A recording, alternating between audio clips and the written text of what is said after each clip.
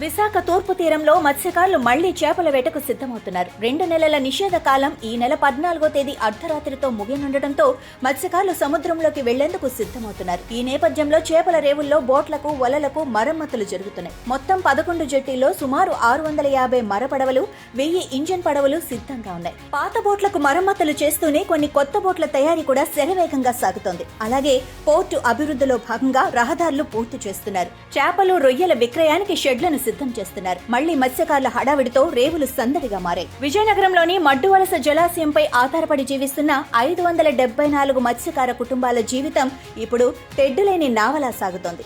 ఏడాది నుంచి శ్రీ సీతారామ స్వదేశీ మత్స్య సహకార సంఘానికి పాలక వర్గం లేకపోవటం, 57.74 లక్షల లీజు బకాయిలు చెల్లించకపోవడంతో 6 నెలలుగా చేపల వేట నిషేధించబడింది. దీనివల్ల 15 గ్రామాల వలసలు పెరిగాయి. ఉపాధి కోల్పోయిన మత్స్యకారులు కూలీలుగా జీవిస్తున్నారు. గతంలో ప్రభుత్వం లీజు తీసుకునే ప్రైవేట్ ట్రేడర్ ద్వారా వేట సాగించబడినా ఇప్పుడు పాలక వర్గం లేక మూతపడింది. తాజాగా కొంతమంది మత్స్యకారులు కోర్టును ఆశ్రయించగా త్వరలో ఎన్నికలు జరిపించాలని ఆదేశాలు వెలువడ్డాయి. మత్స్యకారులు కోరుకుంటున్నది ఒక్కటే, లీజు బకాయిలు విడతల వారీగా చెల్లించే అవకాశం ఇవ్వాలి. మళ్లీ వేటకు అనుమతి ఇవ్వాలి. వారి ఎదురుగా అపార మత్స్య సంపద ఉన్నా వేటలేని జీవితం వాళ్లను తడబాటుకు గురి చేస్తోంది. Follow fishery news Telugu for more updates.